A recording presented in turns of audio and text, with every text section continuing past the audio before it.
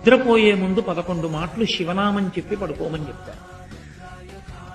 తెల్లవారి నిద్ర లేచేటప్పుడు మీరు పరమశివ భక్తులైనా సరే, మీ కులదేవత పార్వతీ పరమేశ్వరులైనా సరే, శివ శివ అంటూ లేవడాన్ని శాస్త్రం అంగీకరించింది.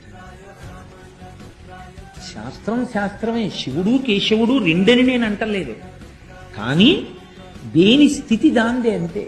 నిద్ర లేచినప్పుడు మొట్టమొదట నోటి వెంట పైకి రావలసినటువంటి మాట ఏదో శాస్త్రమే నిర్ణయం చేసింది. ఇంకా వేరొక మాట ఏదీ నోటి వెంట రాకూడదు. మొట్టమొదట తెలివి రాగానే రావలసిన మాట ఒక్కటే, అది 3 మార్లు పలికి లేవాలి మనసం మించింది. శ్రీహరి శ్రీహరి శ్రీహరి అన్నారు.